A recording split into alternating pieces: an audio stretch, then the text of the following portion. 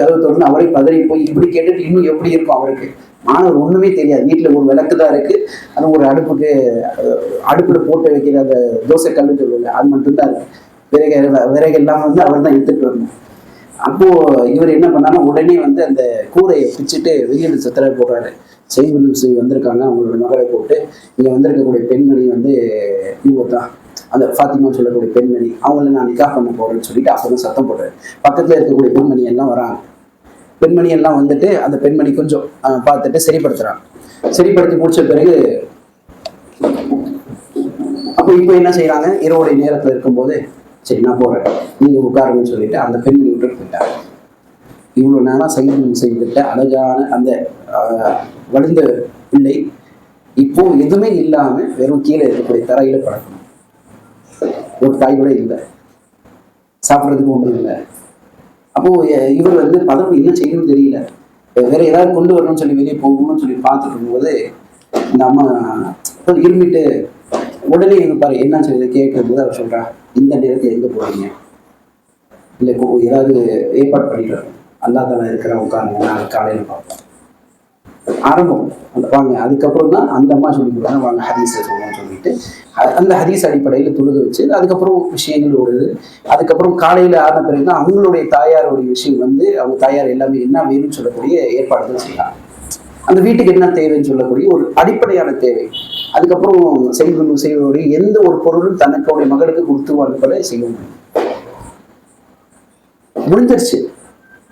18 வருஷத்துக்கு அப்புறம் கேள்வி கேட்கிறாரு செய்தி மகளை எப்படி இருக்கீங்க, மகளுக்கு கேட்கிறாரு 18 வருஷத்துக்கு அப்புறம் எப்படி இருக்கீங்க, உங்க வாழ்க்கை எப்படி போயிட்டு இருக்கு. ஆனா அது வரைக்கும் மற்ற விஷயங்களை கேட்கல. ஏன்னா அவர் போறாரு வருவாரு, மாணவர் படிப்பாரு செய்வாரு, அவருடைய குணங்கள் எல்லாமே தெரியும். சாப்பாட்டுல கஷ்டம் இருக்கும், இது இருக்கும், அதெல்லாம் பார்த்துக்குவாங்க, அவங்க செஞ்சுக்குவாங்க. ஹதீஸ் எல்லாம் படிக்கணும்னு தெரியும். இவருக்கு இதுவும் தெரிஞ்சுக்கிறாரு. என்னன்னு சொன்னா ரொம்ப முக்கியமானது, ஹதீஸ்களை படிச்சுட்டு வரணும்ல. அப்போ ஹதீஸ் படிக்கிறதுக்காக காலையில கிளம்பும்போது எங்க போவீங்கன்னு சொல்லி மனைவி கேட்பாங்க. அப்ப இல்ல நான் ஹதீஸ் செய்கிட்ட படிக்க போறேன், இங்க வாங்க நானே அந்த ஹதீஸ் சொல்லி கொடுக்கணும் மனைவியை சொல்லி கொடுத்துருவாங்க. சொல்லி கொடுத்துட்டு ஒரு திருப்பியும் ஏதாவது ஒரு வேலை செஞ்சுட்டு அதுக்கப்புறம் தான் போவார் வீட்டுக்காகன்னு சொல்லிட்டு. அந்த நேரத்தை எடுக்கிறதுக்காக தானே ஹதீஸ்களை சொல்லி கொடுத்துட்டு அனுப்பிச்சு விடுவாங்க. வீட்டுக்கான ஒரு ஏற்பாடும் அதுக்கான சைபின் முசைக்கு மதியானத்தினா இந்த நேரத்துல போய் அதை கிளாஸ் அட்டெண்ட் பண்ணிட்டு வந்துடுவாங்க. இப்படியே நடந்துட்டு இருக்கக்கூடிய விஷயத்த அவங்க பார்த்துட்டே வராங்க. எப்படிப்பட்ட ஒரு வாழ்க்கை நடந்திருக்குன்னு பாருங்க. இந்த விஷயத்தை பார்த்து வளர்ந்தவங்க அந்த சஹாபாக்கள். அந்த சஹாபிக்கு பிறகு தாபி. அந்த அம்மா அதே அடிப்படையில். இதெல்லாம் எதுக்கு? இமாம் ஷாஃபி அவங்களோட தயார், அவங்க இப்படி 7 வயசுலயே குரான் மனப்பாடம் பண்ண வச்சுட்டாங்க. குரான் மனப்பாடம் பண்ண வச்சு எங்கிருந்து அவங்களுடைய ஊரை விட்டுட்டு மதீனாக்கு வராங்க. மதீனால தான் ஹதீஸ் இருக்குன்னு சொல்லிட்டு ஹிஜ்ரத் பண்ணிட்டு வராங்க. அம்மா எப்படி சொல்றாங்க, நீ கல்விக்காக ஒண்ணும் பண்ணாத, நான் ஒரு வீட்டு வேலையோ அல்லது தோசை மாவு இன்னைக்கு நாம கொடுக்குறோம்ல, இந்த தோசை மாவை அரிச்சு கூட நான் இது பண்ணிக்குவேன், ஏதாவது சாப்பிட்டுக்குவோம், ஒன்றும் பிரச்சனை பண்ணாது, நீ போ கல்வியை படின்னு சொல்லிட்டு நம்ம மாலிக்குடைய வகுப்பு அங்க போய் படிக்க ஆரம்பிக்கிறான். அங்க முடிஞ்சிருச்சா, அதெல்லாம் சும்மா உட்காரல, அந்த அம்மாவும் கூட சேர்ந்துட்டு 2 பேரும் சேர்ந்துட்டு திருப்பி அபு ஹனீஃபா கிட்ட போறாங்க.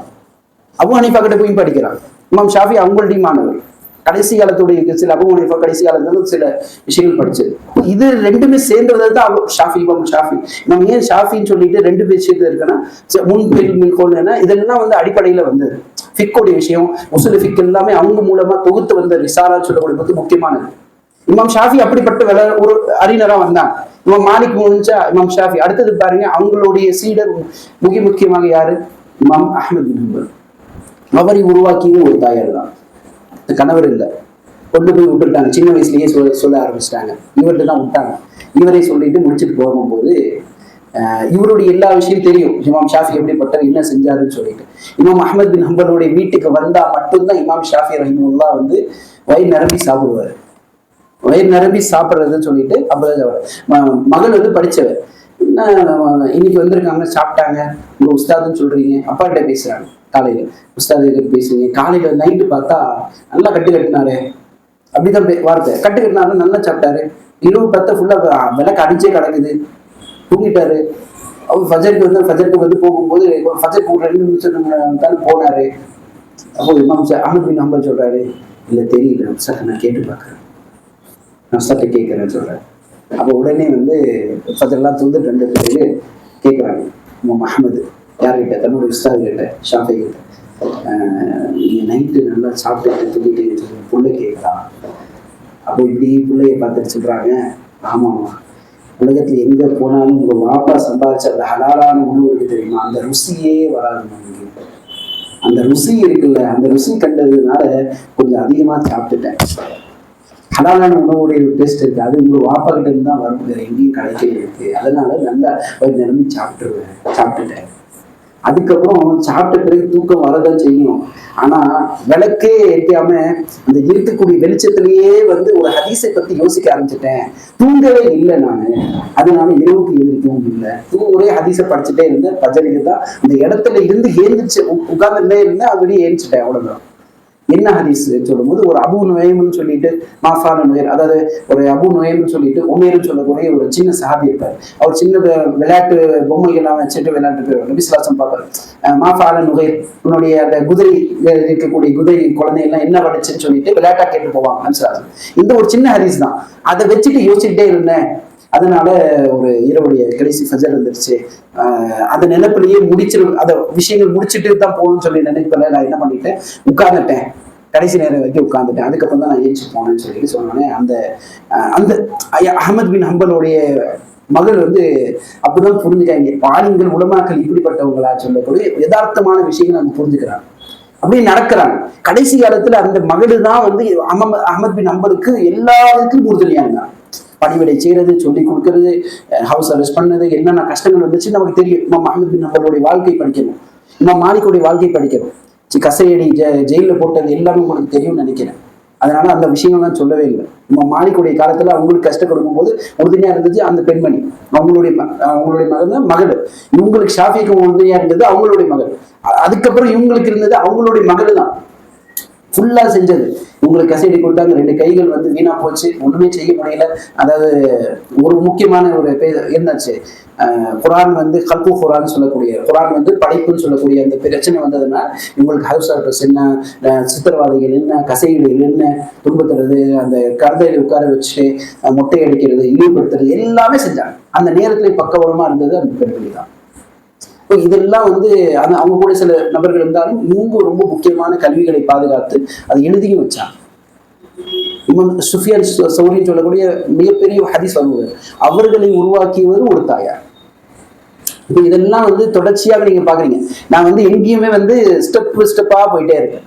அதுக்கப்புறம் யாரை நீங்க எடுத்தாலும் வரலாறுல இருக்கக்கூடிய விஷயங்கள் எல்லாரும் ஒரு பெண்மணியோட உருவாக்கணும் தான். நான் ஒண்ணு தைமியாவை பாருங்க, அவங்களை உருவாக்கியது ஒரு தாய், அவங்களுடைய தாய் மட்டும்தான். இப்னு ஹஜர் ரஹிமஹுல்லாஹ் பாருங்க, ஃபதுல் பாரி இருக்குல்ல, அவங்களை உருவாக்கியவர் ஒரு தாய். அவங்க தாய் இல்லை, அவங்களுடைய அக்கா. இமாம் புகாரி ரஹிமஹுல்லாஹ் அவர்களை உருவாக்கியவர் ஒரு தாயார். முஸ்லிம் ரஹிமஹுல்லாஹ் அவர்களை உருவாக்கியவர் ஒரு தாயார். தந்தை இருக்கும் கிடையாது. இது எல்லாமே நீங்க தொடர்ச்சி வரலாறு படிக்க வேண்டிய பாடங்களே வந்து அவங்களுடைய அந்த பெண்மணிகளுடைய அர்ப்பணிப்பு தான். எல்லாரும் அதோட சேர்ந்து இருந்து செய்த ஒரு தியாகம் என்பது நம்ம சொல்லவே முடியாத அளவுக்கு அவங்க செய்தாங்க. அது அன்புக்குரிய சகோதரியே, இதை சொல்லக்கூடிய ரொம்ப முக்கியமான விஷயம் என்னன்னு சொன்னா, இவங்களுடைய ஷாஃபியுடைய தாயார் பேர் வந்து ஃபாத்திமா, அஹ்மத் ஹம்பலுடைய மகள் பேர் ஹனீஃபா, அதே மாதிரி சஃபியா சொல்லக்கூடிய இன்னொரு மகள் இருக்காங்க. சரி, அன்புக்குரிய சூழ்நிலை இதெல்லாம் எதுக்காக சொல்ல வர, என்ன செய்யணும்னு சொல்றது ரொம்ப பெரிய இருக்கக்கூடிய விஷயம் இல்லை. நம்ம என்ன செய்யணும், நம்மளுடைய வாழ்க்கையில இருந்த நம்மளுடைய முன்னோர்களுடைய பெண்மணிகள் எப்படி எல்லாம் செஞ்சிருக்காங்கன்னு சொல்லக்கூடிய ஒரு உதாரணமான ஒரு விஷயம், உயிரோட்டமாக இருக்கக்கூடிய விஷயம், எல்லாமே தொடர்ச்சியாக இறை மாற்றத்துக்காக அர்ப்பணிப்போடு செயல்பட்ட நபர்கள். அந்த முகமது பின் காசிம் நீங்க சொல்றீங்க, பைத்துல் முகத்தீஸை வெற்றி பெற்றவர். அந்த முகமது பின் காசிமுடைய வரலாறு நீங்க படிச்சு பாருங்க. அந்த நபர் 18 வயசுல 17 வயசுலயே வந்து நோர் செய்யறது 18 ரைம் வந்து பைத்துல் முகத்தீஸை வெற்றி பெறாரு. எப்படி வெற்றி பெற்றார்? சின்ன வயசுல இருந்தே அந்த தாயாரும் அந்த ஒரு நபரும் 2 பேரும் கணவன் மணின்னு சொல்லி 2 பேரும் என்ன செய்யறாங்கன்னு சொன்னா, அவங்களுக்கு ஆரம்பத்திலேயே விருப்பம் என்னன்னு சொன்னா, இதுக்காகவே, அதாவது பைத்துல் முகத்தீஸ் போர் பண்ணி அப்படிப்பட்ட ஒரு குழந்தை உருவாக்கி அப்படிப்பட்ட ஒரு செயலோட ஈடுபாடோட இருக்கிறவங்களை மட்டும்தான் நான் திருமணம் பண்ணுவேன்னு சொல்லிட்டு கணவனுக்கும் ஆசை, மனைவிக்கும் ஆசை ஆரம்பத்திலேயே. அது உஸ்தாது கிட்ட வந்து இவங்களும் சொல்றாங்க அவங்களும் சொல்றாங்க. அவங்க தான் பார்த்துட்டு என்ன ரெண்டு பேருக்கும் ஒரே மாதிரியான எண்ணம் இருக்கு எனக்கு தெரியலையே. அப்போ ரெண்டு பேரையும் கூப்பிட்டு இந்த மாதிரி நீங்களும் இப்படித்தான் நினைக்கிறீங்க, நீங்களும் இப்படித்தான் யோசிக்கிறீங்க, உங்களுக்கு ரெண்டு பேருக்கும் இருக்கணும்னு நான் திருமணம் பண்ணி வைக்கிறேன்னு கேட்கிறாங்க. அப்போ அவர் தான் திருமணம் பண்ணி வைக்கிறாங்க. ரொம்ப காலத்துக்கு அப்புறம் அது வரைக்கும் திருமணம் ரெண்டு பேரும் பண்ணல. எப்படிப்பட்ட வரம் வந்தாலும் பண்ணல. ரெண்டு பேரும் சேர்ந்து ஒரு குழந்தையை உருவாக்குற அவங்க பேர் தான் முகமது பின் காசிம். யூதர்கள் எதிராக போர் பண்ண போரோடைய வரலாறு எடுத்து பாருங்க. சிலுவை யுத்தம் எல்லாத்தையும் ஜெயிக்க வச்சது, பண்ண வச்சது முஸ்லிம்களுடைய அந்த சொல்லுவோம்ல நிர்மாணம், புரட்சி நடத்தது, ரெவல்யூஷன் சொல்லக்கூடியது மூலாதாரம் இருந்தது அதுதான். ஒரே ஒரு ரெண்டு பேருக்கும் ஒரே நியத்து, ஒரே விஷயம், பைத்துல் முகத்திஸில் வெற்றி பெறணும். அதை உருவாக்கியவங்க இவங்க தான் ரெண்டு பேரும். தாயார்கள் ரொம்ப ஜாஸ்தி தான் இவங்க தான் பண்ணாங்க. தந்தை என்பது போருக்கு போவாங்க, போருடைய விஷயங்கள் தான் கற்றுக் கொடுத்தாங்க அவங்களுக்கு. தாயார் வந்து முழுக்க முழுக்க ஈமானிய விஷயங்களோட சொல்லிக் கொடுக்கறது, எப்படி வரணும், எப்படி செய்யணும், எப்படி இருக்கணும். முக்கியமாக போருடைய தந்திரங்கள், போருடைய விஷயம், அந்த சைக்காலஜியோட விஷயம் இருக்குல்ல, அந்த போருடைய திட்டம் எப்படி பண்றது, எப்படி செய்யறதுன்னு சொல்லக்கூடிய லெசனே நடத்துனது அந்த அம்மா. நீங்க எல்லாமே எடுத்து வச்சு இந்த வரலாறு எடுத்து முக்கியமாக படிக்க வேண்டிய பாடங்கள். இதுல அதிகமா பேசுறதுக்கு சொல்றதுக்குன்னு சொல்லக்கூடிய விஷயம் எதுக்காகனா, நம்ம அர்ப்பணிப்போட போகும்போது தான் எல்லா விஷயமும் நமக்கு ஒரே இடத்துல வரும். இல்லைன்னா கை கொடுக்கக்கூடிய அழிவுக்கு போகக்கூடிய விஷயம் இருக்கும். இப்போ அர்ப்பணி முக்கியமான விஷயம். அர்ப்பணிப்போட இருக்கணும்னா நமக்கு என்ன முக்கியமான தேவை சொல்லுங்க, முடிச்சிருவோம். கொஞ்சம் 10 நிமிஷத்துல நம்ம வந்து இந்த ஒரு விஷயத்த வருவோம். ரொம்ப நேரமும் வந்து சம்பவங்களா சொல்லிட்டு போயிட்டேன். என்ன தேவை அர்ப்பணிப்பு நம்ம கிட்ட வரணும்னா என்ன இருக்கும், அவசியமான விஷயங்கள் என்ன? ஃபர்ஸ்ட் ஒரு வெறி இருக்கும். அர்ப்பணிப்பு நம்ம கிட்ட வெறினா எந்த செயல் நீங்க எடுத்தாலும் அதுல வெறித்தனம் இருக்கும். வெறியா இருக்கணும்னு சொல்றோம்ல, அந்த வெறித்தனம் அதுல இருக்கும். அதுல இல்லைன்னு சொன்னா நீங்க எந்த விஷயம் எடுத்தாலும், எந்த பண்பு எடுத்தாலும் சரி, அல்லது மோசமான பண்புகளை நீங்க கழிக்க வேண்டியது இருக்குன்னு சொன்னா அது ஆர்வமா இருக்கிறது மட்டும் பத்தாது, வெறித்தனமா இருக்கும். வெறித்தனம்னு சொல்லக்கூடிய விஷயம் புரிஞ்சுக்கிறதுன்னு சொல்றதுதான் நான் இப்போ சொல்றேன். வெறித்தனமாக இருந்து அது செயல்பட்டா மட்டும்தான் நல்லதும் பிறக்கும், உங்களுக்கு தீமையை வந்து அழிக்க தோணும். அடுத்தது என்னன்னு சொன்னா, ஒரு லட்சியத்தை நீங்க அடைவதற்காக நீங்க செய்யக்கூடிய எல்லா விஷயத்திலையும் மூலாதாரமா இருக்கக்கூடிய விஷயம் சொல்றேன். அர்ப்பணிப்பு உங்களுக்குள்ளார வந்துக்கணும், நமக்குள்ளார உருவாக்கணும்னு சொன்னா நம்ம லட்சியத்தோட போராடும் போது வெறித்தனம் இருக்கும். அதே மாதிரி முறைத்தனம் இருக்கும், முறைப்படுத்துதல் இருக்கும். முறைத்தனம் இல்லைன்னு சொன்னா நிச்சயமாக எந்த ஒரு விஷயம் இருந்தாலும் சரி கொலாப்ஸ் ஆகிடும். மூன்றாவது ரொம்ப முக்கியம் என்னது, கவனம் என்பது இருக்கும். கவனம் நம்ம செய்து கொண்டே இருப்பது. அதுக்கப்புறம் நமக்கு தேவை என்ன, நிதானம். நிதானம் என்ற ஒரு விஷயம், அந்த நிதானத்தோடு சேர்ந்து வருவதுதான் பொறுமை. இது 4வது. அதுக்கப்புறம் ரொம்ப முக்கியமான நமக்கு தேவை என்னன்னு சொன்னா, எல்லா விஷயத்தையும் கையாளக்கூடிய தன்மை. ப்ராப்ளம்ஸ், பிரச்சனை, இந்த விஷயத்தை நான் எப்படி ஹேண்டில் பண்ணி, எப்படி நான் வந்து எதிர்கொள்றேன்னு சொல்லக்கூடிய அந்த விஷயத்தை, எந்த பெண் இருந்தாலும் எந்த விஷயம் இருந்தாலும் சரி, ஒரு பையனோ ஒரு பெண்ணோ ஒரு தாய்கிட்ட இருந்து படிச்சு கொள்ளக்கூடிய விஷயம் இருக்கு. எந்த விஷயம் ஒரு பையனும் ஒரு பிள்ளையும் வந்து தாய்கிட்ட இருந்து படிச்சுக்குவாங்க சொல்லுங்க. மூலதனம் தெரியுமா? அதாவது சொல்லுவாங்க என்னன்னா, மதர் இஸ் மென்டல் ஹெல்த். இந்த மென்டல் ஹெல்த் உருவாக்கும் தெரியுமா? ஒரு குழந்தையோ பெண் குழந்தையோ ஒரு ஆண் குழந்தையோடைய மென்டல் ஹெல்த் உருவாக்குறது எந்த விஷயத்தை வச்சுன்னு சொன்னா huge impact at the child. அந்த என்ன செய்யணும்னு சொன்னா, ஒரு தாயோடைய மென்டல் ஹெல்த் தான் ஒரு பிள்ளையோடைய மென்டல் ஹெல்த்துக்கு மூலாதாரம். அது ஆணாக இருந்தாலும் சரி பெண்ணாக இருந்தாலும் சரி, உங்களுடைய மென்டல் ஹெல்த் எப்படி இருக்கோ அதை மன அளவு மன தைரியமும் உங்களை மன ஆரோக்கியம் சொல்றோம்ல, அது எந்த அளவிற்கு நீங்க வைத்திருக்கிறதோ அதை தான் உங்களுடைய பிள்ளைகளுக்கு உருவாகும். டிட்டோ. உங்கள்கிட்ட ஏதாவது ஒரு குறை வந்துச்சு, ஏதாவது ஒரு பலகீனம் இருக்குதுன்னா அதை விட பல மடங்கு உங்களுடைய பிள்ளைகிட்ட அது காட்ட மாட்டான், காமிக்க மாட்டான், செய்யவும் மாட்டான், மறைச்சிருவான். பெண் இருந்தா அப்படியே ஏமாத்திடுவான். பையன் காட்ட மாட்டான். எங்கேயாச்சும் மாட்டேன்னா அவன் ஏமாத்துறதுக்கு பொய் சொல்றதுக்கு வந்துடுவான். இது சைக்காலஜியா இருக்கக்கூடிய உண்மை. அப்போ முக்கியமா இந்த மென்டல் ஹெல்த் நம்ம சரி பண்ணணும் செய்யணும்னு சொன்னா, பெண்கள் அந்த பிள்ளைங்களுக்கு கற்றுத்தர வேண்டிய முக்கியமான பாடங்கள் இருக்கு. ஃபர்ஸ்ட் வந்து என்னன்னு சொன்னா, இந்த நாம பெண்களும் செய்யும் போது அந்த குழந்தைகள், பெண் இருந்தாலும் சரி ஆண் பெண் இருந்தாலும் சரி, ரெண்டு பேருக்கும் ஸ்ட்ரெஸ்ஸை வந்து எப்படி பண்ணணும்னு சொல்லிப்பாங்க. நமக்கு ஸ்ட்ரெஸ் இருக்கதான் செய்யும். நமக்கு இன்னைக்கு இருக்கக்கூடிய காலத்துல ஸ்ட்ரெஸ் இருக்கதான் செய்யும். பல விஷயத்துல இருக்கும். கணவர் மூலமா, இது குடும்பத்து மூலமா, மனைவி மூலமா, எது எல்லாமே இருக்கும். அது பக்கத்துல இருக்கக்கூடிய வீட்டார் மூலமா வரும், அல்லது எது வந்தாலும் சரி 4 பேர் பேசுற விஷயத்துல வரும், யாராவது ஒரு வார்த்தை சொன்னாலும் வரும். ஆனா இந்த ஸ்ட்ரெஸ்ஸை நீங்க எப்படி கையாளுறீங்கன்னு சொல்லக்கூடியத கவனமா உங்க பிள்ளைங்க பார்ப்பாங்க. அந்த நேரத்துல நீங்க வந்து அடுத்தவங்களுக்கு எதிராகவோ, உங்களுடைய கணவருக்கு எதிராகவோ, அல்லது உங்க அம்மாக்களோட யாருக்கு எதிராக ஒரு வார்த்தை சொன்னாலும் அது உங்களுடைய பிள்ளைக்கான விதை. அவ்வளவுதான், முடிஞ்சு போச்சு. அவன் உங்கள்கிட்ட இருந்து எதிர்பார்த்துக்கிட்டான், எதை படிச்சுக்கிட்டான்? கெட்டதுன்னு நான் சொல்ல மாட்டாரு. எதை படிச்சுக்கிட்டான்? புறம் பேசுறதை படிச்சுக்கிட்டான். புறம் என்பது அடுத்தவங்கள்ட்ட இருந்து படிக்க மாட்டாங்க, தாய்கிட்ட இருந்து படிச்சுக்குவாங்க. நீங்க யாரையாவது பத்தி ஒரு வார்த்தை சொல்லியிருந்தீங்கன்னா, நெகட்டிவான விஷயம் சொல்லியிருந்தீங்கன்னா, அந்த பிள்ளையும் அந்த பையனும் உங்கள்கிட்ட இருந்து படிப்பாங்க. இது தந்தைகிட்ட இருந்து படிப்பாங்கன்னு நீங்க கவனிக்க யோசிக்கவே வேண்டாம். ஏன்னா சைக்காலஜி லெவலில் நான் சைக்காலஜி படிச்சிருக்கேன், என்எல்பி படிச்சிருக்கேன், அந்த அடிப்படையில் தான் உங்கள்கிட்ட சொல்லிட்டு இருக்கேன். சரியா? தந்தைகிட்ட இருந்து படிக்கக்கூடிய பல விஷயங்கள் இருக்கு, அவங்க மூலமா வரக்கூடிய சில தவறுகளும் இருக்கு. அது தனியா நான் சொல்ல வச்சாலும், ஆனா ஒரு தாய்கிட்ட இருந்து வரும்போது இது ரொம்ப முக்கியமானது. இப்போ எப்படி எந்த விஷயத்த ஒரு சைல்டு எடுத்துக்குவாங்கன்னா, ஸ்ட்ரெஸ் நீங்க எப்படி ஆட் பண்ணீங்க. இரண்டாவது விஷயம் ஆர்ட் ஆஃப் கம்பாரிசன். அதாவது என்ன, நம்ம ஒரு விஷயத்த சொல்லுவோம் கைண்ட்னஸ் சொல்றோம். கைண்ட்னஸ்னா நீங்க எப்படி மன்னிச்சு விடுறீங்க அடுத்தவங்களுக்கு, கனிவான தன்மை. இந்த தன்மையை தாய்கிட்ட இருந்து தான் படிப்பான், தந்தைகிட்ட இருந்து படிக்கலாம். நீங்க எந்த அளவிற்கு அவனை மன்னிச்சு விடுறீங்க, எத்தனை அளவுக்கு அந்த கண்ணியமான முறையில நடந்துக்கிறீங்கன்னு சொல்லக்கூடிய விஷயத்தை நீங்க பார்க்கணும். ஒரு துவா, ஒரு வார்த்தை என்பது நீங்க கோபத்தோடு சொன்னீங்கன்னாலும் அது எது இருந்தாலும் சரி. நம்ம பல விதத்துல கேட்டிருப்போம். சுதேசி இமாம் ரஹிமுல்லா உருவாக்குனது ஒரு தாயார் தான். அவங்க கோபத்திலேயே துவா செஞ்சுட்டாங்க. அவங்களே சொல்றாங்க இன்டர்வியூல. அப்போ அந்த துவா சபிக்கிறதோ செய்கிறதோ நம்ம சொல்ல வரல. ஆனா நீங்க சொல்லக்கூடிய என்பது அது எழுதப்படும், அது ஆமீன் சொல்லப்படும். பெற்றோர்களுடைய துவா அது ரொம்ப அந்த நேரத்தில் நீங்க கைண்டோட அந்த விஷயத்தோட நடந்துக்கிறது, அந்த மன்னிப்போட தியாகத்தோட நடந்து கொள்வது என்பது முக்கியமான பிள்ளைங்களுக்கு. அடுத்தது மூன்றாவது வன்முறைத்தன்மை. இந்த வன்முறை இல்லாம அது என்ன இருக்கணும், அந்த நேரத்துல வன்முறை இல்லாம போய் அவன் கரெக்டா இருக்கணும்னு சொன்னா என்ன இருக்கும், பொறுமையோட நிதானமா இருக்கும். இந்த ரெண்டு விஷயத்தையும் அந்த தாயிடம் தான் படிச்சுக்கணும். இல்லைன்னா வன்முறை படிக்கும். வன்முறை எப்படி செய்யறதுன்னு சொல்லக்கூடிய அநியாயம் சொல்றோம் தெரியுமா, இந்த அநியாயம் எப்படி பண்றதுன்னு சொல்லக்கூடிய அந்த வகைகளை அங்கிருந்து படிக்கக்கூடிய விதமா வந்துடும்.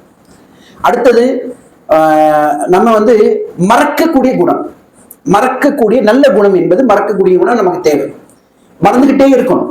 இதையும் ஒரு குழந்தையோ பெண்ணோ ஆணோ யாருக்கிட்ட இருந்து படிப்பாங்க, தாய்கிட்ட இருந்து தான் படிப்பாங்க. அதிகமான விஷயத்தை மறந்துகிட்டே இருக்கணும். ஆனா நமக்கிட்ட இருக்கக்கூடிய பிரச்சனை எதையும் மறக்க முடியாது, நமக்கு எதுவுமே மறக்க முடியாது. இது பெண்களுக்கு இருக்கக்கூடிய இயல்பு. ஆனா பெண்களுக்கு என்ன செய்யணும்னு சொன்னா, பிள்ளைகளுக்கு எனக்கு மறந்து போச்சுன்னு சொல்லக்கூடிய விஷயத்த நடிச்சாவது நடிக்கணும். எனக்கு தெரியாதுன்னு சொல்லி மறந்துக்கணும். உங்களுக்குள்ளார 1000 கவலைகள் இருக்கும், 1000 சோதனைகள் இருக்கும், 1000 துக்கங்கள் இருக்கு. அது உங்களுடைய சிவருக்குள்ள உங்க ரூமுக்குள்ளார வச்சுக்கணும். உங்களை அழுகிறது இருந்தாலும் சரி, நீங்க தயவு செஞ்சு என்ன பண்ணணும்னு சொன்னா, தனியாக போதான் இருக்கணும். குழந்தைக்கு முன்னாடி பெண் அதாவது முக்கியமாக ஆண் பிள்ளைக்கு முன்னாடி அழுகவே கூடாது. அழுதுட்டு சொன்னா கோழையான தன்மை அவனுக்கு உருவாகி, கோழையான தன்மை அவன்கிட்ட உருவாகி, என் தந்தை அழுகிறா, என் தாய் அழுகிறான்னு சொல்லக்கூடிய அந்த கில்ட்டினஸ் அவன்கிட்ட இருக்கும் தெரியுமா. அவனுக்கு என்ன இருக்கும் தெரியும், பல நேரத்துல அவன் சாதிக்க போடுன்னு சொல்லக்கூடிய நேரத்துல இந்த விஷயம் தான் தடையிருக்கும்.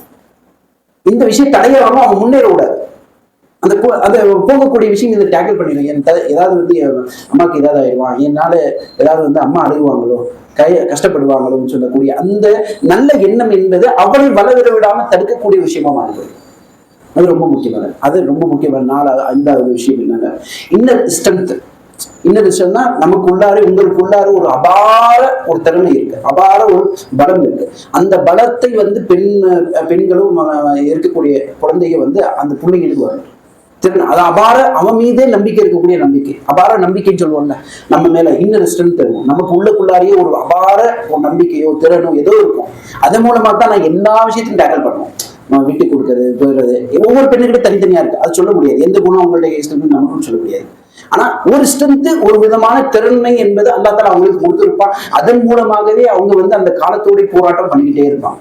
எந்த போராட்டம் இருந்தாலும் சரி, கணவருடைய பிள்ளைகளோட எந்த விதத்தாலும் சரி, அந்த ஒரு விஷயம் தான் எல்லா விதத்துக்கும் விட்டு கொடுத்து செய்யறது, போறது வர்றது, எல்லா விஷயத்துக்கும் டேக்கிள் பண்ணிக்கிட்டே போகும்.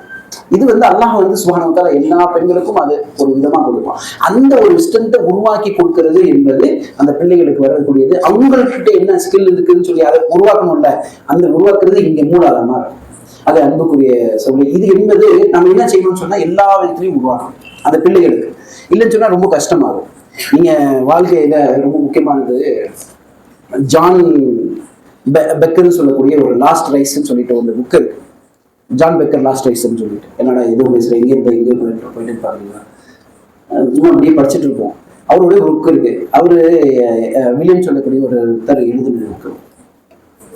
இப்போ அவர் என்னன்னா ஆரம்பத்திலேயே சின்ன வயசுல இருந்து 1944 அவர் பிறந்தாரு. அதுக்கப்புறம் வளரும் போது அன்ஃபிட், அது நம்ம சொல்லணும்ல, இந்த பிள்ளையெல்லாம் லாய்க்கு இல்லாத பிள்ளை, ஒல்லியா இருப்பாரு, நல்லா ஓடவே முடியாது, நல்லா செய்ய முடியாது, அது சமூகத்துடைய அடிப்படையில் அவர் வராத ஒரு அன்ஃபிட் குவாலிட்டி. அவருக்கு நல்ல ஒரு ஃப்ரெண்டும் இருப்பாரு, அவர் போயிட்டே இருப்பார். இவருக்கு என்ன விஷயம்னு சொன்னா ஓடணும், ரன்னிங்ல வரணும், நல்ல ஒரு ஆசை அவருக்கு அவருடைய வாழ்க்கையில. அவர் அதே மாதிரி 1972 ஒலிம்பிக் ஆரம்பிச்சது. அந்த ஒலிம்பிக்ல நம்ம பதவி வாங்கணும்னு சொல்லக்கூடிய லாஸ்ட் அவருடைய கோல், அந்த கோலுக்காக பண்ணுவாரு. இப்போ 1957 என்ன செய்யலான்னு சொன்னா அவருடைய ஒரு நபர் இருப்பாரு, கோச், அவர்கிட்ட போய் சொல்லுவாரு, நீங்க என்னோட ஃப்ரெண்டை மட்டும்தான் வந்து உங்க கோச்ல வரணும்னு பாக்குறீங்க, உங்க டீம்ல சேர்த்துக்கணும்னு பாக்குறீங்க. நீங்க அந்த நபர் வந்து என்னோட ஃப்ரெண்டு, அவரை கூப்பிட்டு வந்து உங்களுடைய கோச்ல இருக்கணும்னு சொன்னா நீங்க என்னையும் சேர்த்துக்குங்க, நான் நீ அன்ஃபிட் ஆச்சப்பா. அவர் சொல்றாரு, நீ அன்ஃபிட், அப்போ என் ஃப்ரெண்டும் வர மாட்டான், நானும் அவன் ரெக்கமெண்ட் பண்ண மாட்டேன் எப்படின்னு சொல்லும் போது ஒரு பிளாக்மெயில் மாதிரி செய்வான். சரிவா, அவன் வர வைக்கிறதுக்காக அவன் வந்து ஜெயிப்பான், அவன் நிச்சயமா வந்தானா ஜெயிச்சிருவான், எனக்கு நம்பிக்கை இருக்கு. அப்படிப்பட்ட ஒரு நபர் தான் அவருடைய ஃப்ரெண்டு. சரிவா, நீ வா, அவனையும் கூப்பிட்டுவான்னு சொல்லி மறுநாள் வந்து சேர்ந்துறாரு. இப்போ அவங்கள இருக்கக்கூடிய நார்மலான ஒரு ரைஸ் எல்லாம் ஓடுது அந்த மாசத்துலயே. இப்போ எல்லாரும் என்ன பண்றாங்கன்னா இவர் தான் ஜெயிப்பாங்க, அவர் ஃப்ரெண்டு தான் ஜெயிப்பாருன்னு பாக்குறாங்க. ஆனா கடைசியில பார்த்தா இவர் தான் ஜெயிக்கிறார். அன்ஃபிட், ஒண்ணுமே இல்லை. எல்லாரும் பார்த்தா ஒரு மலைக்கு பின்னாடியே வந்து ஒரு மரங்களுக்கு முன்னாடி அப்படியே உட்காந்துட்டாங்க, ஒன்றும் செய்ய முடியல. இவர் என்ன செய்யறாரு, அப்படியே வர்றாரு, ஓடி ஓடி ஓடி லைட்டா வந்துட்டு கடைசியில வந்து அந்த எல்லை தாண்ட பிறகு மயக்கம் போட்டு வந்துட்டார். அது மயக்கம் போட்டு எழுப்பும் போது கேட்டாங்க, என்னப்பா நீங்க எப்படிப்பா பண்ண, இப்படி செஞ்சாரு. அந்த கோச்சை வந்து அந்த இதுல பார்க்கும்போது அதிர்ந்து போயிட்டாராமா. இவர் ஓடி வந்திருப்பாரு. சரி, என்ன செஞ்சேன்னா நான் வந்து ஓடிட்டு வரும்போது ஒன்னே ஒண்ணுதான் யோசிச்சேன், என்கிட்ட இருக்கக்கூடிய இந்த திறமை என்பதை நான் வந்து என்ன சொன்னேன், முடிஞ்சது எனக்கு முன்னாடி இருக்கக்கூடிய நபரை நான் மீட் பண்ணேன், வேற எதுவுமே யோசிக்கல. முடிஞ்சது இங்க முன்னாடி இருக்கக்கூடிய நபரை மட்டும்தான் நான் மீட் பண்ணணும்னு பார்த்தேன். அதை கொண்டுதான் நான் என்கிட்ட இருக்கக்கூடிய ஸ்ட்ரென்த்தை முழுமையாக பயன்படுத்தினேன். இது எங்க அம்மா சொல்லி கொடுத்தது, வேற எதுவும் என்கிட்ட சொல்லி கொடுக்கல. அம்மா ஓடுறது எப்படி, என்ன செய்யணும், தண்ணி கொடுக்கணும், இதெல்லாம் எந்த ஸ்கில்ஸும் சொல்லி கொடுக்கல. என் அம்மா என்ன சொல்லி கொடுத்தேன்னா, முடிஞ்ச அளவுக்கு உன்னோட எல்லா திறமையும் எல்லா முயற்சியும் ஒரு ஸ்ட்ரென்த்தை ஒரு நபரை பீட் பண்றது, ஒரு அடி எடுத்து வச்சு அவனை பீட் பண்றது, அவ்வளவுதான். அவர் என்ன செஞ்சார், எல்லாரையும் பீட் பண்ணிட்டு வந்தார். இப்பதான் இந்த கோச்சை வந்து இவருடைய இது பார்த்துட்டு கொஞ்சம் கொஞ்சமா அவர் கற்றுக் கொடுக்குறாரு. கற்றுக் கொடுத்துட்டு நல்ல எல்லா பதங்களும் கிட்டத்தட்ட அவருடைய 18 வயசுல காலேஜ் முடிக்க போகும்போது அவருடைய வீட்டுல ஃபுல்லாவே வந்து எல்லாமே இதுதான் பூச்சி வச்சுக்கிறாரு. அதுக்கப்புறம் காலேஜ் முடிய போகும்போது காலேஜ்லயும் அதே மாதிரி பண்றாரு. ஒலிம்பிக்கோடைய நேரங்கள் வருது. அப்போ போகும்போது அமெரிக்கால இருந்து இவர் கூப்பிட்டு வராங்க. அமெரிக்கால இருந்து இவரால் வாங்க, எங்களுக்கு கோச் வாங்க, அப்படி கோச் வாங்கன்னு சொல்லி பார்க்குறாரு. இவர் எங்கேயுமே போகல. சின்ன ஒரு எலிமெண்டரி ஸ்கூல்ல, அவங்களுடைய ஊர்ல இருக்கக்கூடிய ஒரு சின்ன எலிமெண்டரி ஸ்கூல்ல பிள்ளைங்க இருப்பாங்க, அந்த ஸ்கூலுக்கு போறாரு. அந்த ஸ்கூலுக்கு போய் அவர் எதுக்கு போறாருன்னா, என்னுடைய முயற்சி, தொடர் முயற்சி இருக்குல்ல, ஒலிம்பிக் போகணும்னு சொல்லிட்டு அதுக்கு வந்து இது தடையாயிரும், அதெல்லாம் போக முடியாது, இதெல்லாம் தடையாயிரும், இங்கே போனா நான் வந்து கொஞ்சம் பிள்ளைங்களுக்கும் செய்வேன் பண்ணுவேன்னு சொல்லி அங்க போய் அவங்களுக்கும் கோச் பண்றாரு, செய்யறாரு, எல்லா வேலையும் செஞ்சு முடிச்சுட்டு வரக்கூடிய நேரங்களில் கொஞ்சம் ஓடுறாரு. டெய்லி 25 கிலோமீட்டர் ஓடுறாரு, அவ்வளவுதான். காலையில ஓடி போகுது, அதுக்கப்புறம் ஸ்கூலுக்கு போவார். இதுதான் ரொட்டீன் கூட. பிள்ளைங்களுக்கு போகும்போது அந்த பிள்ளைங்களோட சேர்ந்து நல்ல விஷயமா சொல்லி அவங்களுக்கு கோச் பண்ணும்போது நல்ல விதமா போய் அந்த பிள்ளைங்கள் டெய்லி மாற்றங்கள், டெய்லி சந்தோஷம். அதுக்கப்புறம் என்ன ஆகுதுன்னா, ஒரு நேரம் வந்து அவருடைய தொடையில இருக்கக்கூடிய விஷயம் போகுது, ரொம்ப முடியல. தொண்டையிலையும் ஒரு அனுப்ப வருது. டைரக்டா அவருடைய நண்பர் டாக்டர்கிட்ட போய் கேட்கிறாரு, என்ன ஆச்சு. அப்போ டாக்டர் சொல்றாரு, கேன்சர் உனக்கு. அதிர்ச்சி போயிட்ட, ரொம்ப முடியல. கேன்சர் சொன்னோன்னு என்ன செய்யறது தெரியல. சரி, ஒரு சிகிச்சை பண்ணிட்டா, 2 சிகிச்சைக்குள்ளார பண்ணிட்டா ஒரு அளவுக்கு நீ 6 மாசம் ஆனதான். சரி, இது பண்ணிக்க சொல்லி பண்ணிட்டு அப்படியே போற, தொடர்ச்சி ஆகுது. ரொம்ப ஸ்ட்ரகிள் ஆகுது. அவருடைய எண்ணம் வந்து எங்க போகணும்னு இருக்கு, அதெல்லாம் முடிய மாட்டேங்குது. கடைசியில ஒரு மலைக்கு மேல தற்கொலை பண்ணிக்கலாம்னு சொல்லி போறாரு. தற்கொலை பண்றதுக்கு மலைக்கு மேல நின்றுட்டு தற்கொலை பண்றதுக்கு நிற்கிறாரு. அப்போ வந்து எல்லாமே கண்மூடி தரும், பார்க்கும்போது கண்மூடி ஒண்ணுமே தெரியல.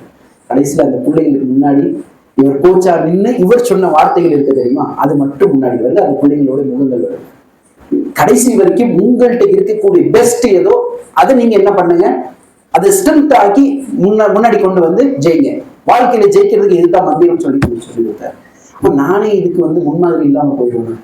என்னுடைய வாழ்க்கையில படிக்கும் போது இந்த பிள்ளைங்க என்ன நினைப்பாங்க, அதை மட்டும் யோசிச்சுட்டு அப்படியே அந்த தற்கொலையிலிருந்து வெளியே வர உட்கார்ந்து அழுது கடைசியில வந்து முடிச்ச பிறகு திருப்பி அந்த கோச் என்ன பண்றாரு, தன்னுடைய மறுநாள் வந்து ஸ்கூலுக்கு போறாரு.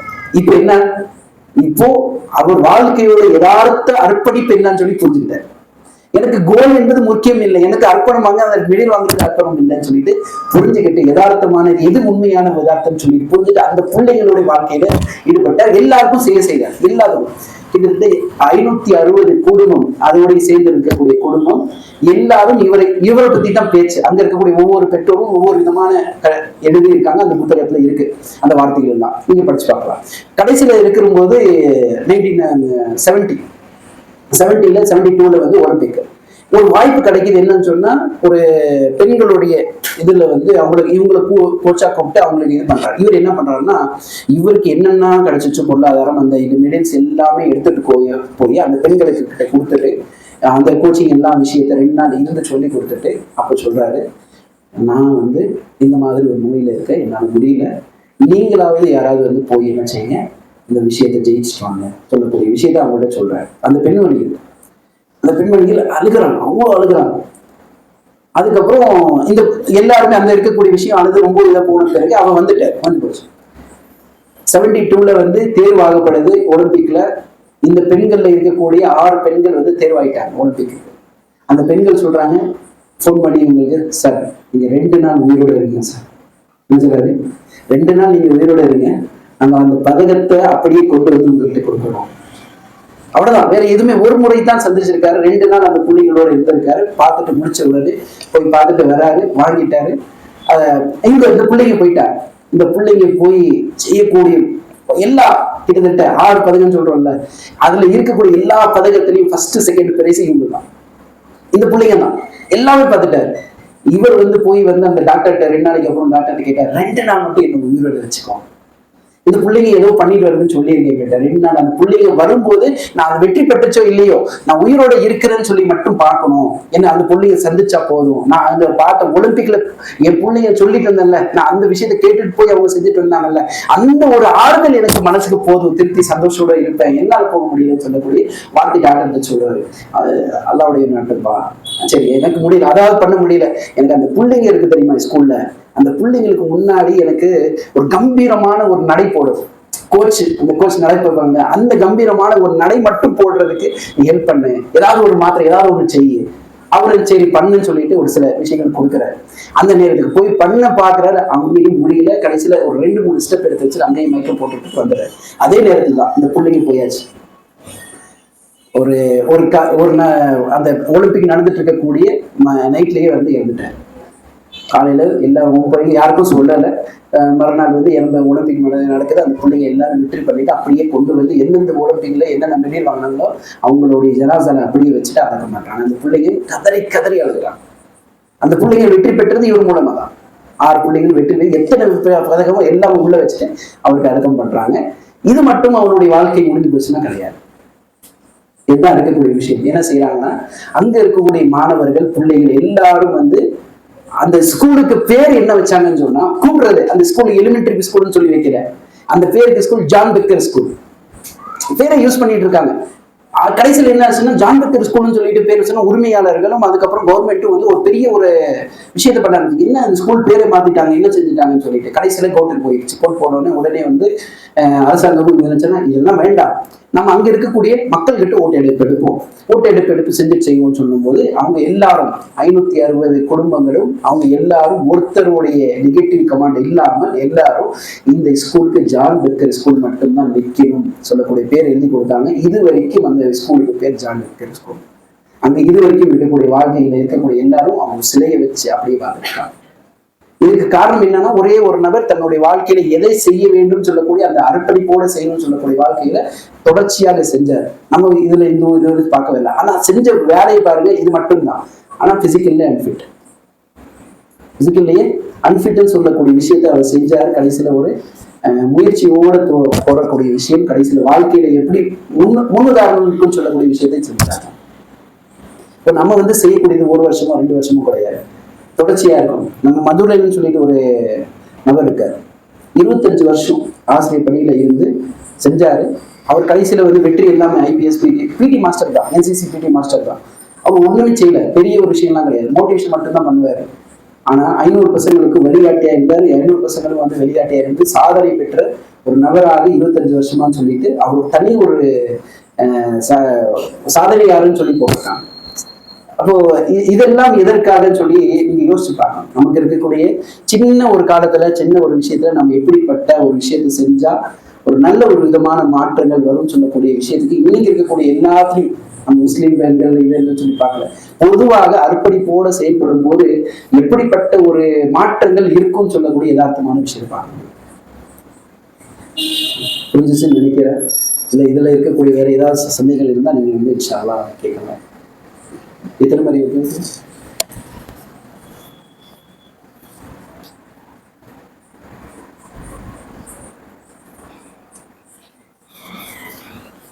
ஏதாவது கேள்வி இருக்கா?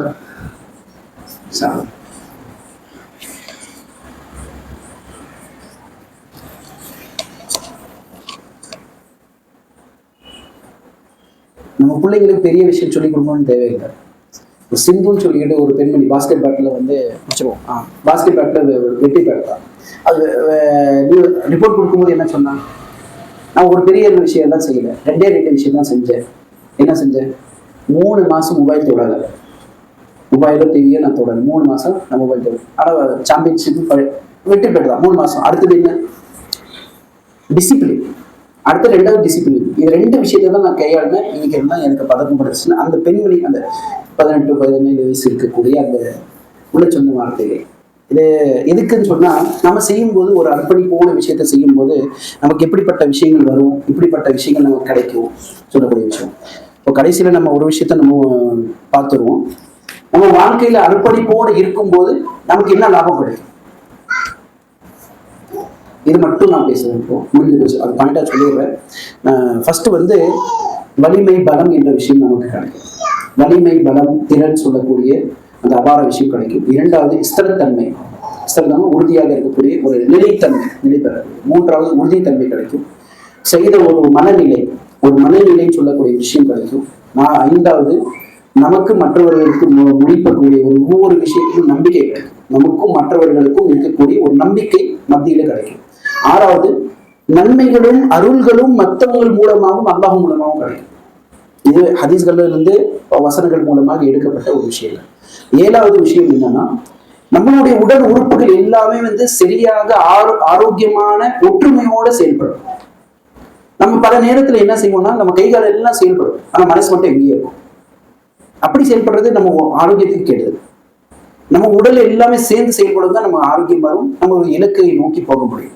8வது விஷயம் என்னன்னா, ஒரு சபையை வந்து நம்ம எப்படி உருவாக்கணும், எப்படி உருவாக்க கூடாது. சபைன்னு நான் சொல்றது இங்க எதுக்காகன்னு சொன்னா, நம்ம குழந்தைங்க உட்கார்ந்துட்டு இருப்பாங்க, நம்ம பெற்றோர் உட்கார்ந்துட்டு இருப்பாங்க, நம்ம கணவர் இருப்பாரு. அப்போ அந்த அமைப்பை நோக்கி வந்து என்ன இலக்கோட போகணும்னு சொல்லக்கூடிய வந்து நமக்கு இருக்கணும்னு சொன்னா அர்ப்பணிப்பு நமக்கு தேவை. நம்ம செய்வோம், ஒரு சமையல் செய்வோம், இது பண்ணணும்னு சொன்னா அந்த எரிச்சல் காட்டக்கூடாது. இதெல்லாம் சொல்லிட்டு தூங்கும் போது ஒரு சில பண்ணும்போது நமக்கு இருக்கதான் கஷ்டம் தான், அது ஒன்றும் சொல்ல இல்லைன்னு சொல்லலை நாங்க. ஆனா அதுல இருக்கக்கூடிய ஒரு முக்கியமான விஷயம் என்னன்னா, அதை நீங்க ஒரு டைம் செஞ்சுட்டீங்கன்னா அதை பார்த்துட்டு அமைதியா இருப்பான். அவன் நாளைக்கு வந்து செய்வான். அந்த சமையல் பண்ற போது எச்சல் பண்றதோ இது பண்றதோ அது ரொம்ப முக்கியமானது. அதுக்கப்புறம் நீண்ட கால தொடர். நம்ம செய்யறது ஒரு விஷயம் இருந்தாலும் நீண்ட காலம் வரைக்கும் போகக்கூடியது. அது தொடர்ச்சியாக நம்ம இன்னைக்கு இருக்கக்கூடிய ஒரு விஷயம் பெண்களுக்கு மத்தியில ரொம்ப முக்கியமானது. சொல்றது தப்பா நினைச்சுக்கிறாங்க. ஒரு நாளாவது ரிலீஃப் கிடைக்கணும். மற்றவங்க மூலமா சொல்லக்கூடாது, நமக்கு சமையல் இருந்து ஒரு நாளாவது ரிலீஃப் கொடுக்கணும். அர்ப்பணிப்பான விஷயத்துல வந்து நம்ம எப்போதுமே வந்து இந்த ஃப்ரீனஸ்ன்னு சொல்லக்கூடிய விஷயத்தை பார்க்க முடியாது. அர்ப்பணிப்போல நம்ம பலன்கள்னு சொல்லும் போது இஸ்லாமிய மார்க்கத்தில் நமக்கு ஃப்ரீனஸ், ஆண் இருந்தாலும் சரி பெண் இருந்தாலும் சரி, நமக்கு ஃப்ரீனஸ்ன்னு சொல்லிட்டு யோசிச்சு பார்க்கறது என்பது ரொம்ப கஷ்டம். இஸ்லாமிய மார்க்கத்துடைய அடிப்படையில் ஃப்ரீனஸ் இருக்கு. நீங்க தொழுகையில போங்க, ஜிக்ரோட இருங்க, வேற ஏதோ இருக்க, பசங்கள்கிட்ட பேசுங்க, ஆர்வத்தோட பேசுங்க, ஆர்வத்தோட கலந்துருங்க, அதுதான் ஃப்ரீனஸ். நான் ஃப்ரீனஸா தூங்க போற ரெஸ்ட் சும்மா உட்கார போறேன்னு சொன்னா அது என்பது ஏதா ஃபரகுத்தா ஃபல்சதுதான் அல்லாஹ்வுடைய இது. இதா ஃபரகுத்தா முடிஞ்சு, எல்லாமே முடிஞ்சிச்சு, நீ ஃபாரிக் ஆயிட்ட, எல்லா வேலையும் முடிஞ்சு போச்சு, அல்லாஹ்வுடைய தூதர் கட்டளை ஃபல்சத் ஏற்றி உட்காந்து தொழுக ஆரம்பிச்சு. ஃப்ரீனஸ் வந்து ரொம்ப பார்க்க முடியாத ஒரு விஷயம். அது கடைசியில அன்பளிப்பு, ஓய்வு நேரத்துல நம்ம எப்படிப்பட்ட விஷயங்களை ஈடுபடுறோம் சொல்லக்கூடிய விஷயம் கிடைக்கும். வளர்ச்சி நிச்சயமா நம்மளை நோக்கி வரும். இன்ஷா அல்லாஹ் சுப்ஹானஹு வ தஆலா நமக்கு இதை நோக்கி பயணம் செய்வதற்கும் இதை முழுமையாக நமக்கு அடைவதற்கும் அல்லாஹ் தௌஃபீக் செய்வானாக. அர்ப்பணிப்போட வாழ்க்கையை நமக்கு வாழ்வதற்கும் அல்லாஹ் நமக்கு தௌஃபீக் செய்வானாக. அந்த குணத்தை நமக்கு அதிகப்படுத்தி தருவானாக. அல்ஹம்துலில்லாஹ். அஸ்ஸலாமு அலைக்கும்.